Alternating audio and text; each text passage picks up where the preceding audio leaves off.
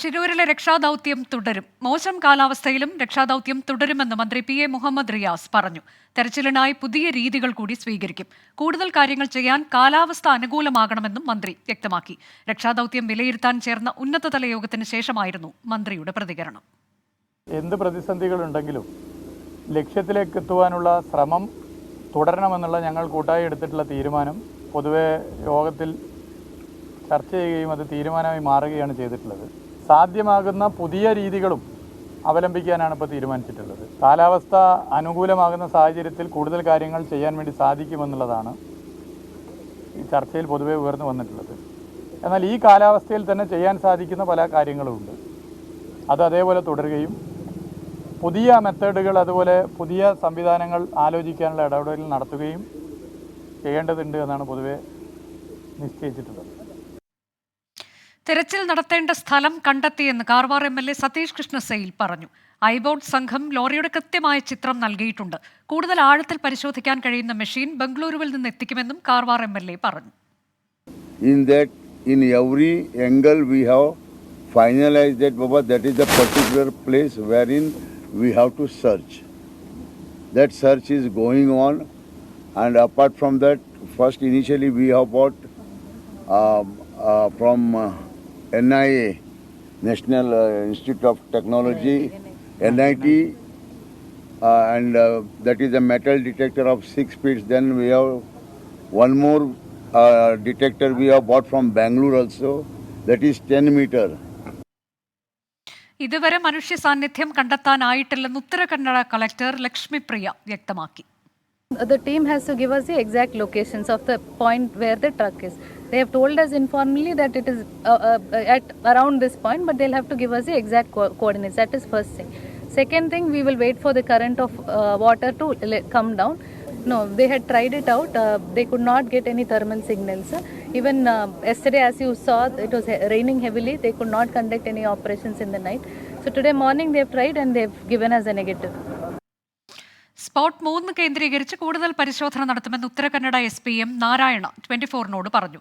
അതിനിടെ ഡ്രോൺ പരിശോധനയിൽ ഗംഗാവലി നദിയിലെ മൺകൂനയ്ക്ക് സമീപം ലോറിയുടേതിന് സമാനമായ പുതിയ സിഗ്നൽ കണ്ടെത്തി.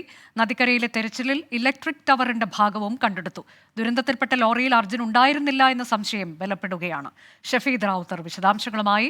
ഷഫീദ്, ഇന്നിപ്പോൾ 2 പ്രധാനപ്പെട്ട കാര്യങ്ങൾ. അതിലൊന്ന് വളരെ ശക്തമായൊരു സിഗ്നൽ കണ്ടെത്തി. മറ്റൊന്ന് കാലാവസ്ഥ പ്രതികൂലമാണെങ്കിലും രക്ഷാദൌത്യം തുടരാനുള്ള തീരുമാനം ഉന്നതതല യോഗത്തിൽ ഉണ്ടായിട്ടുണ്ട് എന്നതാണ്. ഷിരൂരിൽ നിന്ന് നൽകാനുള്ള ഇന്നത്തെ വിവരങ്ങൾ.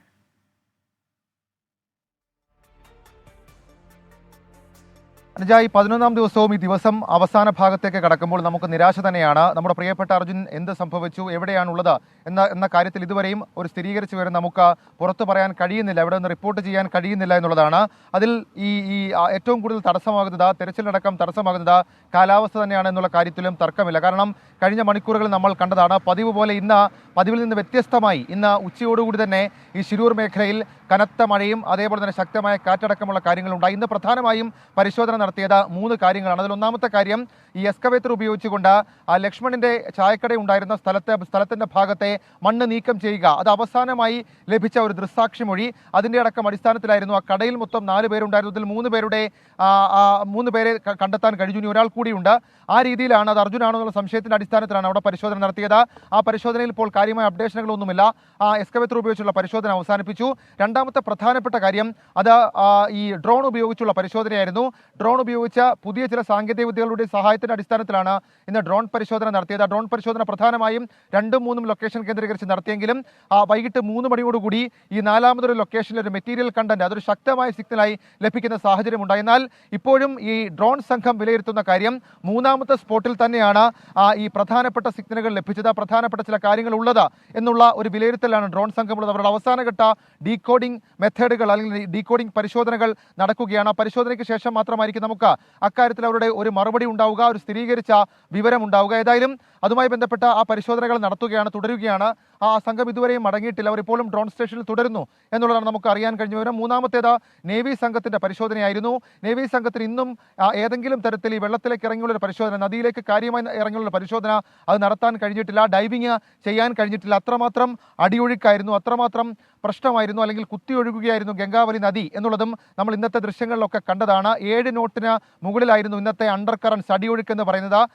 2 നോട്ടിലേക്കെങ്കിലും എത്തിയാലേ ഡൈവ് ചെയ്യാൻ കഴിയൂ എന്ന് നേവി ഔദ്യോഗികമായി ഇന്ന് അറിയിക്കുകയും ചെയ്തിട്ടുണ്ട്. അപ്പോൾ ആ പരിശോധന, അതായത് ഈ ജീവൻ വെച്ചൊരു റിസ്കി കളിക്കുക, ഇതുമായി ബന്ധപ്പെട്ട് നേവി തയ്യാറല്ല എന്നുള്ള കാര്യവും അവരിന്ന് അറിയിച്ചു. കാരണം ഈ ഡൈവ് ചെയ്യുന്ന സ്ക്യൂബ ഡൈവേഴ്സിന് നിരവധി പ്രതിസന്ധികളുണ്ട്. അതിലൊന്നാമത്തെ കാര്യം ഇതാണ്, ഈ അടിയൊഴുക്കാണെങ്കിൽ. രണ്ടാമത്തെ കാര്യം വിസിബിലിറ്റി ഇഷ്യൂ ആണ്. കാരണം ഇപ്പോഴും കുത്തിയൊലിച്ച് ചെളിയടക്കം കലങ്ങി മറിഞ്ഞൊഴുകി വരികയാണ് ഗംഗാവലി നദി. അതുകൊണ്ട് തന്നെ സ്വാഭാവികമായും അവർക്ക് അവിടെ വിസിബിലിറ്റി ഉണ്ടാകില്ല. അതും ഇതിന് തടസ്സമാകും, ഈ ഡൈവിംഗ് കാര്യങ്ങൾക്ക് തടസ്സമാകുമെന്നുള്ളതും ഒരു കാര്യം. ഇനി മൂന്നാമത്തെ കാര്യമാകട്ടെ, അത് ഈ നേവി സംഘത്തെ സംബന്ധിച്ച ഈ മൺപുറ്റുകളടക്കമുള്ള കാര്യങ്ങളുണ്ട്, ചെളികളുണ്ട്, വലിയ മലനിര, അത് ഇങ്ങോട്ടേക്ക് വന്ന് അടിഞ്ഞതാണ്. അപ്പോൾ ആ രീതിയിൽ അതും തടസ്സമാകുന്നു. അങ്ങനെ നേവി സംഘത്തിന്റെ ഡൈവിംഗ് പരിശോധനയ്ക്ക് ഇന്ന് 3 പ്രധാനപ്പെട്ട കാര്യങ്ങൾ അത് തടസ്സമായി. ഏതായാലും ഈ ദിവസം അവസാന ഭാഗത്തേക്ക് കടക്കുമ്പോൾ കർണാടക സർക്കാർ, അതായത് കേരള സർക്കാരിനെ പ്രതികരിച്ച് മന്ത്രി മുഹമ്മദ് റിയാസ് ഇന്ന് സംഭവ സ്ഥലത്തേക്ക് എത്തി ഒരു അവലോകന യോഗം ചേർന്നു.